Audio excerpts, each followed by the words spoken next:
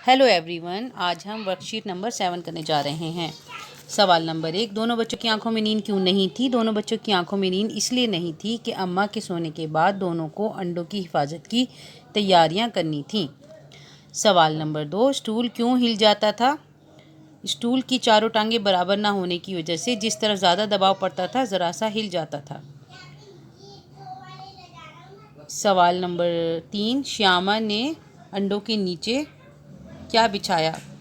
जवाब, श्यामा ने अपनी पुरानी धोती फाड़कर उसका एक टुकड़ा तय करके एक गद्दी बनाई और उसे अंडों के नीचे बिछा दिया। सवाल नंबर 4, केशव ने श्यामा को क्यों डांटा था? जवाब, केशव ने श्यामा के साथ मिलकर अंडों की हिफाजत के लिए तैयारियां की थीं। चौकी पर स्टूल रखकर दाना और पानी रखा, खुद अंडे देखे और श्यामा को नहीं दिखाए। जब उसने बार बार जिद की तो केशव ने उसे डांटा। उसे इस बात का डर था कि श्यामा के गिरने से माँ को सब पता चल जाएगा। सवाल नंबर 5, बाबूजी कहाँ गए थे? जवाब, बाबूजी दफ्तर गए हुए थे। ये हमारी वर्कशीट नंबर 7 मुकम्मल हो गई।